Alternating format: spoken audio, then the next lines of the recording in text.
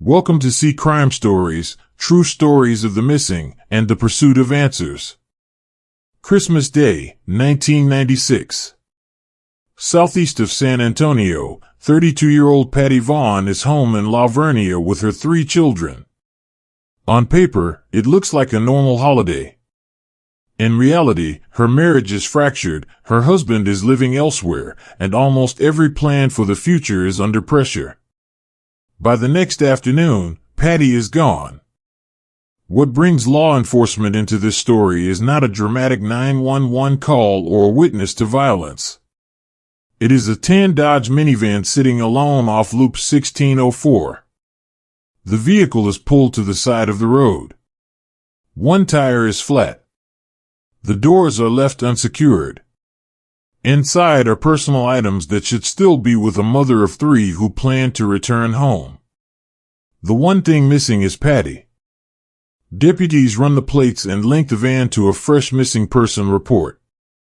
This is not a vehicle abandoned for weeks. It belongs to a woman who, hours earlier, was supposed to be finishing Christmas with her kids. When investigators look closer, they see something that shifts this from a welfare check to suspected foul play, traces of blood inside that do not belong in a family car. Those samples will later match Patty. In cases like this, the first question is simple: did she leave on her own? Here, the basic markers do not line up. Her children are still in the picture. Her job, her clothes, her life, nothing suggests planning a disappearance. There is no evidence she cleaned out accounts, no credible sign she ran. The van does not look like the start of a new life. It looks like the end of something that should have never happened. From a procedural standpoint, this stretch of highway becomes the first fixed point in the investigation's map. Time-stamped sightings, traffic patterns, the direction of travel, who had access to the vehicle, all of it will matter.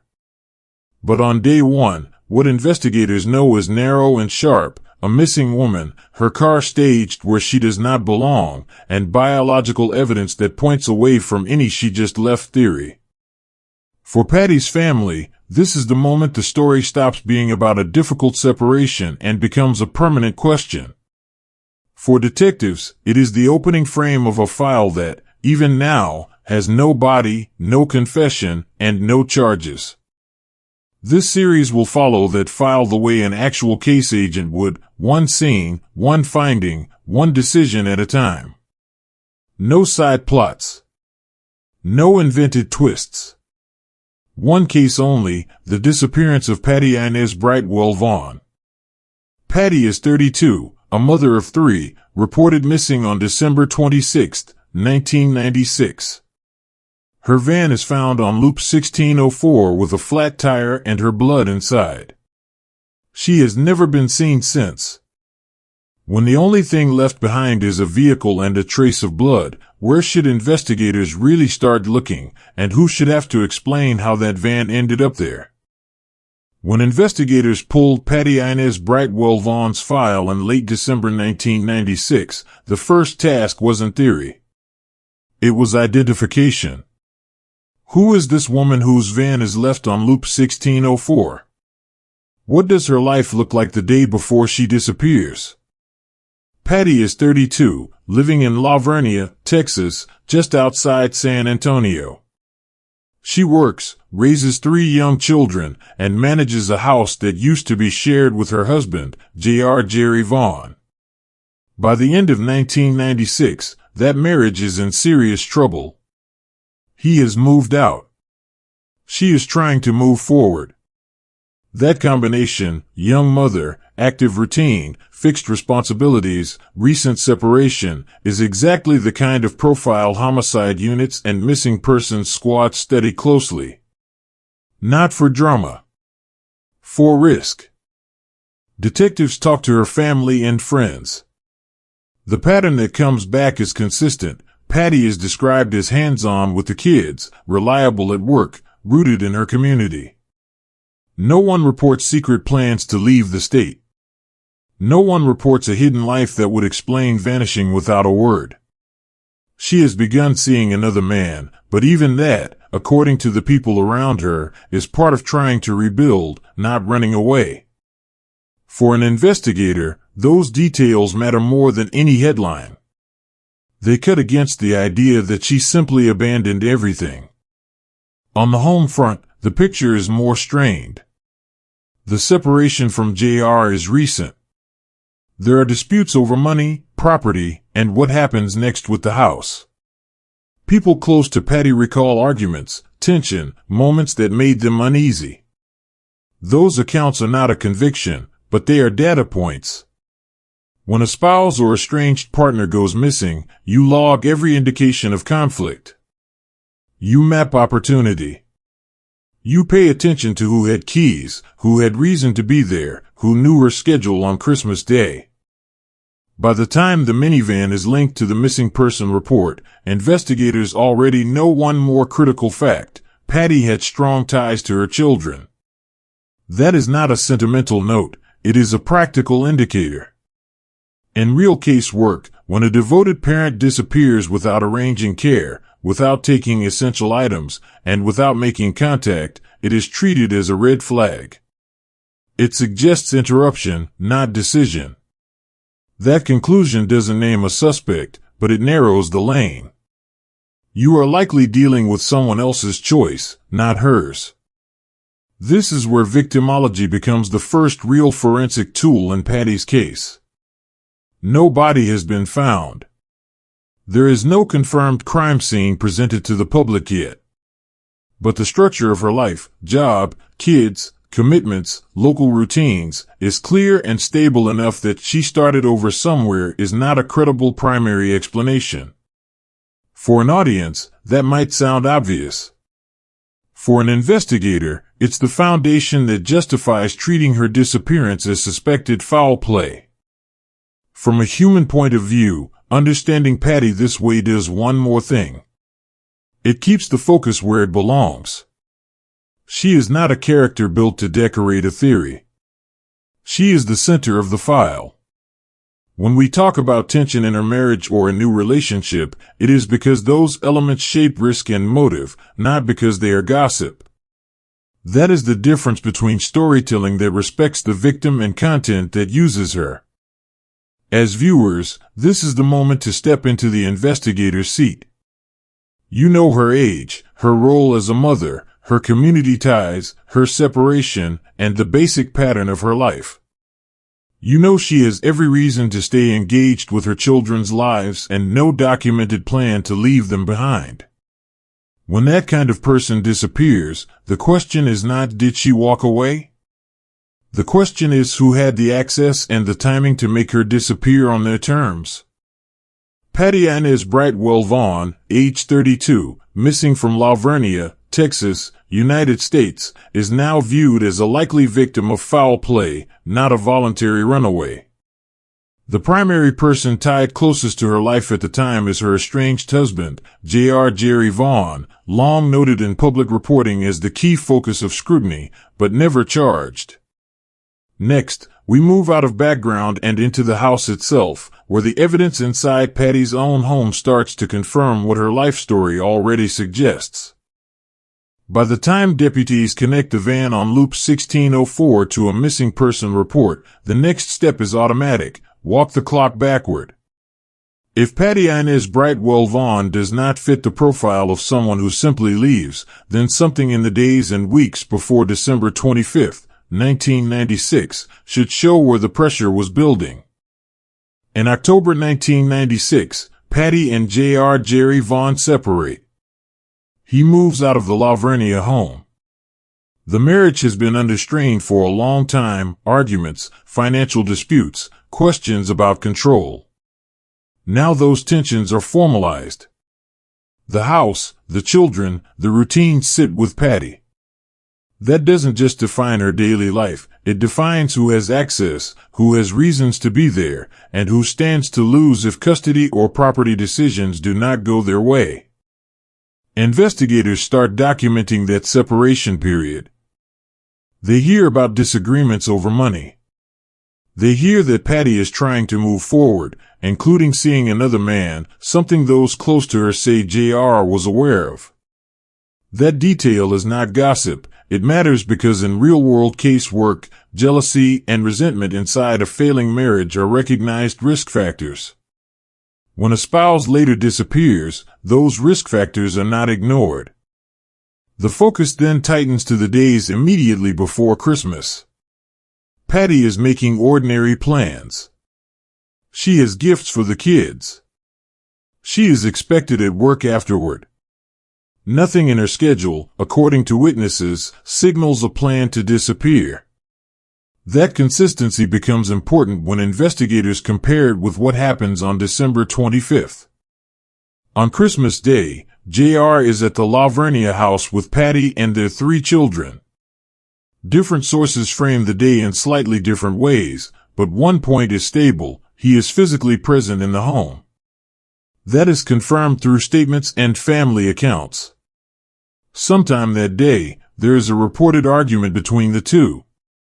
The exact words are not the point. What matters for the case file is that conflict occurs inside a closed environment where they are the only adults. JR tells authorities that after this dispute, Patty leaves the residence in her minivan. According to his version, she drives away, leaving him with the children. At first glance, that might sound like a straightforward explanation, until investigators start looking for any independent confirmation that Patty was actually seen driving, calling, or showing up anywhere after that moment. None emerges.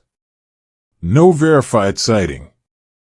No call to family or friends saying she is leaving for good. No bank activity stepping into a new life. From an investigative standpoint, this is the first major structural problem in the story. The last person to place eyes on Patty is her estranged husband. The only narrative for her departure comes from him. There is no third-party witness confirming she left the home unharmed and alone.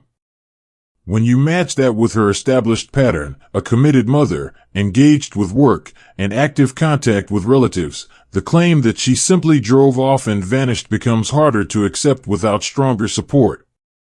Detectives now have 3 aligned elements: a recent separation with documented tension, shared access to the marital home, and a missing woman whose final movements rely entirely on the word of one person. None of this is a conviction. Under U.S. law, J.R. Vaughn is presumed innocent and has never been charged in connection with the disappearance. But in a nobody, missing person case, this alignment is exactly where serious scrutiny lands. You look closely at timelines, phone records, and inconsistencies. You pressure test the version of events against every available fact. For viewers, this is where the case shifts from a disappearance with unknown cause to a controlled environment with limited possibilities. You have one woman, one house, one estranged spouse, one critical holiday. If her life does not support the idea of walking away, the weight naturally slides toward what happened inside that property and who was with her that day. To keep this series honest and focused, we stay with the single case: Patty Inez Brightwell Vaughn, missing from La Vernia, Texas, United States. Her estranged husband, J.R. Jerry Vaughn, consistently noted in public reporting as the central figure examined by investigators, but never charged. No other suspects are invented. No alternative storyline is attached. The file remains one continuous line. In the next segment, that line moves inside the house itself. That is where the physical evidence begins to confirm what this timeline already suggests, and where the story stops being about what someone says happened, and starts being about what the scene shows. When the abandoned van points back to the Vaughn home, investigators do what they always do in a high-risk missing person case: they go inside. At this stage, the file is still labeled missing, but the working mindset has shifted. For a woman like Patty Inez Brightwell Vaughn to vanish, the answers are far more likely to sit in her immediate environment than out on an empty highway. The La Vernia residence is not treated as a backdrop. It is treated as potential evidence. Detectives move through methodically. They are not guessing. They are looking for anything that contradicts the idea that Patty simply drove away after Christmas and never came back. Very quickly, they find it. In the bedroom, there are traces that do not match a normal family holiday. Subtle at first glance, more obvious under proper examination, they indicate that an injury occurred where Patty slept and lived. In adjoining areas, hallway, bathroom, more indications appear. Small spots, transfer marks, and signs that someone has tried to clean. Nothing about it resembles a woman packing for a new life or leaving on her own terms. It resembles an interruption. Those samples are tested. The results are straightforward. The blood is Patty's. That confirmation is a turning point. Up until now, someone could still argue theory, stress, choice, disappearance by decision. Once her blood is found inside her own home, in patterns inconsistent with everyday injuries, that argument loses weight. The house, not the highway, is recognized as the likely scene where something critical happened. Investigators document who had regular access to the property. This is not random. This is a house tied to a recent separation. Patty lives there. J.R. Jerry Vaughn has lived there for years and still has history, keys, familiarity. Others come in and out less frequently.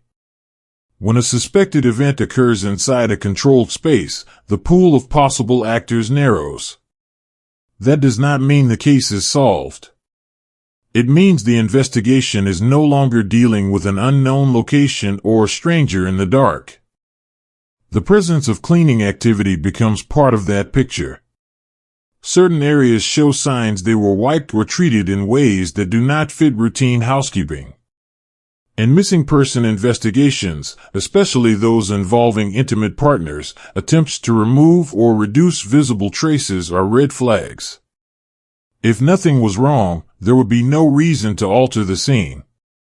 This observation doesn't convict anyone by itself, but it reinforces the conclusion that what happened to Patty did not occur miles away by chance. It points back to the place she shared with her children and, until recently, her husband. For the audience, this is where the narrative has to stay disciplined. No invented confessions, no dramatic reenactments of blows and weapons. The only thing we claim is what the record supports. Patty's blood is found in her home. There are indications of cleanup. There is no evidence she suffered a minor injury and went on with her day. Combined with the abandoned van, it forms a clear chain, from bedroom to house to loop 1604, then nothing. On the human side, this shift is brutal for those who care about her. A missing daughter, sister, mother is one kind of fear. Learning that evidence inside her own home suggests she may have been harmed there adds another layer. It is also why handling these details carefully matters. Real families listen. Treating their reality like entertainment is not an option. The value, if there is any, is in making sure people understand how quickly a domestic situation can become a potential crime scene, and how important it is to pay attention when something feels wrong behind closed doors. From an investigative angle, this stage leaves a narrow set of questions. If the likely critical event happened inside the house, who was present, who had the opportunity to act, and who had the time and familiarity to move Patty's vehicle and attempt to reset the space? Those are the lines detectives begin to draw out, interview by interview. Names do not multiply. The story does not branch. It continues to circle the same small set of people with direct access to Patty's life. Once the house and the van are both on the board, investigators do what they are trained to do. They pin down the story that has been offered and run it straight against the physical record. In Patty Inez Brightwell Vaughn's case, that story comes primarily from one person. J.R. Jerry Vaughn tells authorities that on Christmas Day 1996, after an argument at the La Vernia home, Patty leaves in her minivan. According to him, she drives away upset, leaving him with the children. On its face, it is a simple explanation: a marital fight, a frustrated exit, a woman who might cool off somewhere else. But in a suspected foul play investigation, an explanation is not enough.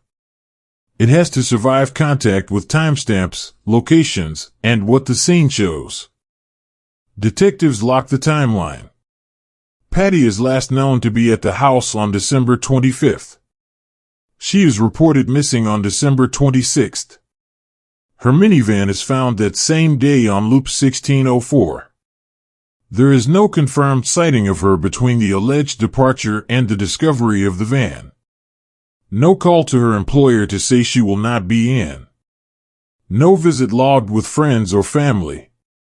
No transaction that shows she is on the move. For a mother with strong ties and a stable pattern, that silence does not back up the idea of voluntary flight. It puts pressure on the only narrative that exists. They look closely at the van. The flat tire, the way the vehicle is positioned, the unsecured condition, and the fact that Patty's blood is inside do not read like a routine breakdown. The driver's seat being pushed back farther than she would have used is a practical detail, not a piece of drama. It suggests that if the van was moved, it may have been driven by someone physically different from Patty. When you match that to the absence of independent witnesses placing her behind the wheel, a pattern starts to form. The van looks more like an object that has been placed in a vehicle simply left behind by its owner. At the same time, investigators compare that with what they have already seen in the house: Patty's blood present in key areas and signs of attempted cleanup. That sequence matters. If an incident involving Patty occurred inside the residence, and her vehicle later appears on the highway with her blood inside but no sign of her, one working theory becomes unavoidable. Someone had the time and familiarity not only to harm her, but also to transport or reposition her vehicle to create distance between the home and the last visible clue. The interviews around this period are standard but crucial. Who was with Patty on Christmas Day? Who had access to the house and the van? Who had reason to know her routine and anticipate when someone would notice she was missing? The circle does not expand broadly. It stays tight around immediate contacts.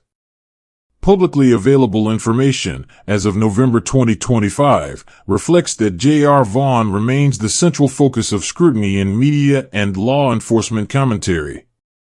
He has consistently denied wrongdoing. He has not been charged. Under U.S. law, he is presumed innocent.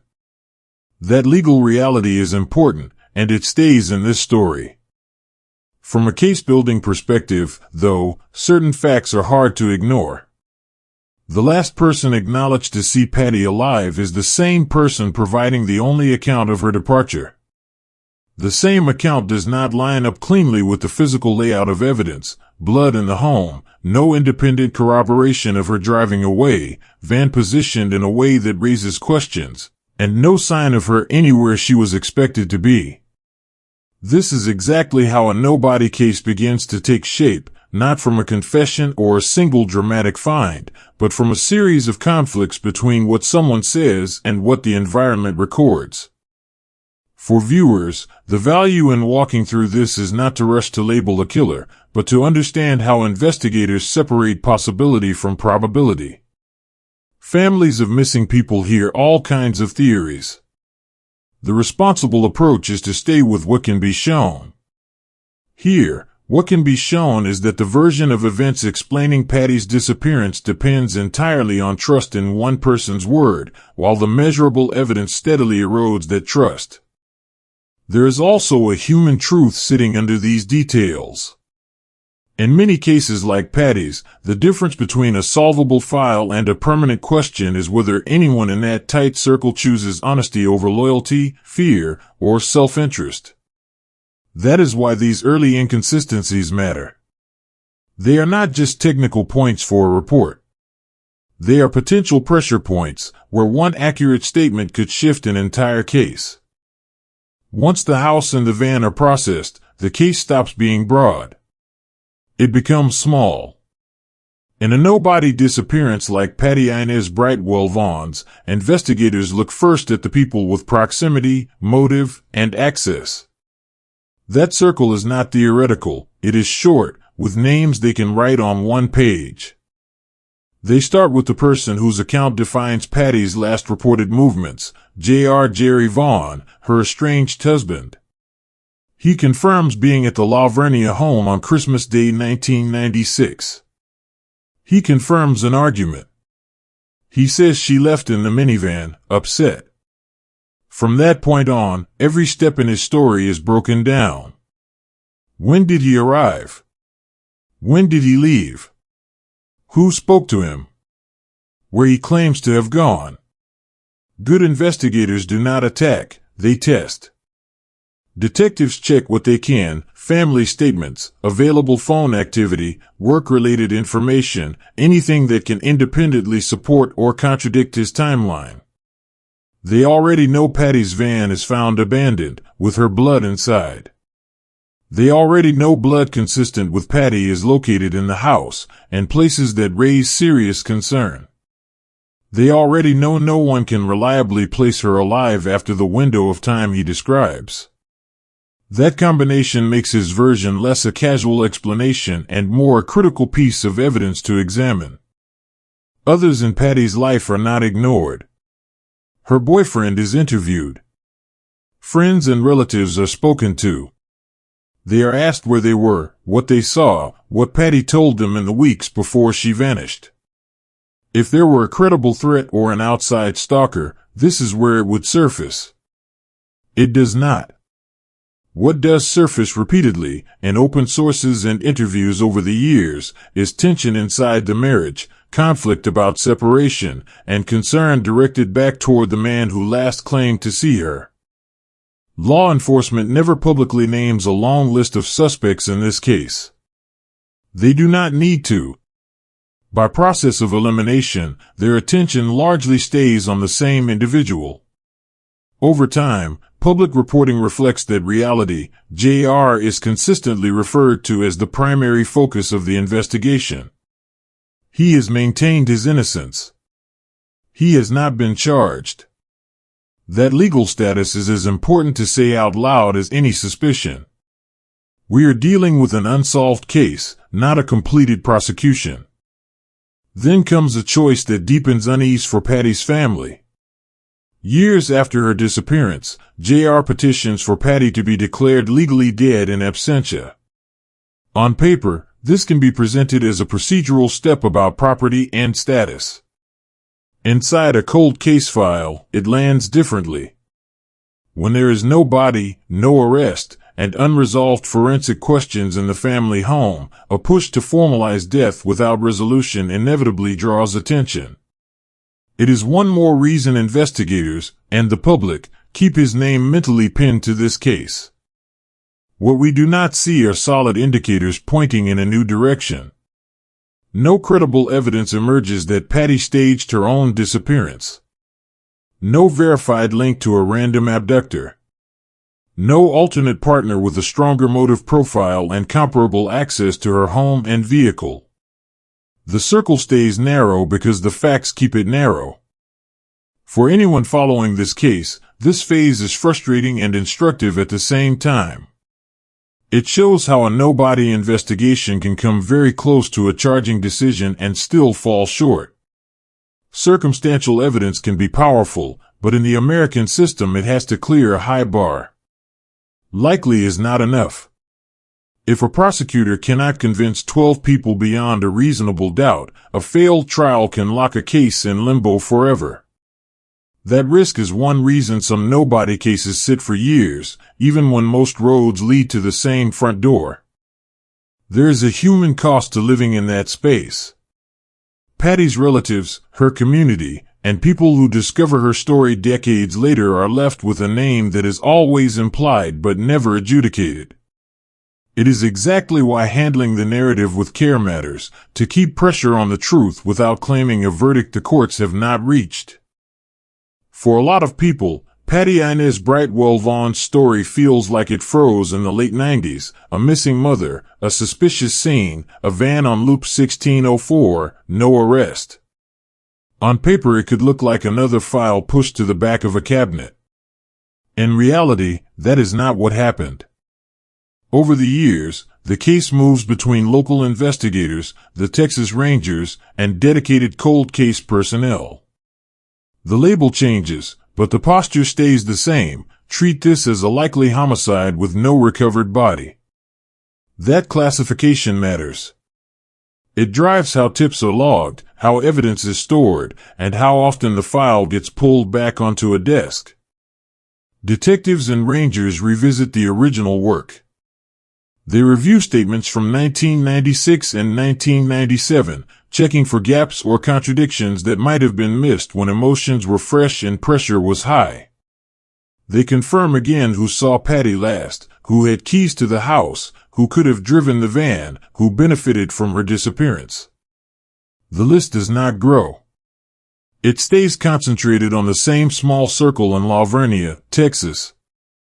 That consistency is its own kind of finding. Search efforts continue in waves.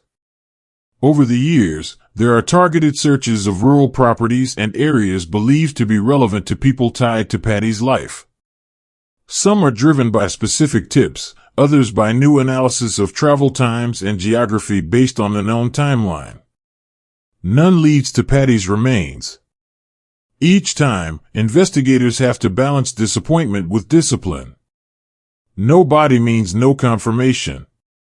But even negative results help refine where to look next, and where not to waste time again.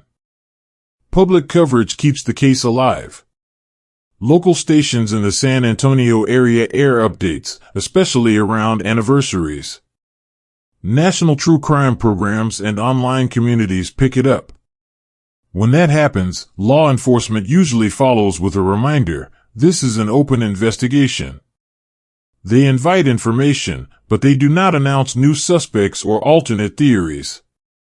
They repeat the core facts. Patty is missing, believed deceased. Her estranged husband J.R. Jerry Vaughn has been a long-standing focus of the investigation. No one has been charged. That message is careful, and it is consistent. For Patty's family, this attention is double-edged. It keeps her name from disappearing, but it also means hearing the same unresolved questions for decades. The only way to make that weight worth anything is if accurate retelling helps. When people understand what a nobody case looks like in real life, a staged-looking vehicle, blood in a home, one key witness whose account doesn't fully align, they are better positioned to notice red flags around them, and more likely to speak up when details don't sit right. By November 2025, the formal status of the case has not changed. No body has been recovered. No indictment has been handed down. But calling it cold in the sense of abandoned is inaccurate.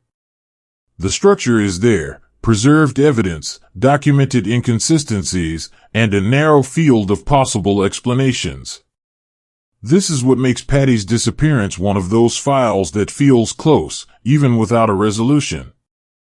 It has enough weight that, if the right witness finally talks or a new technology extracts one more reliable profile from what was left behind, it could move.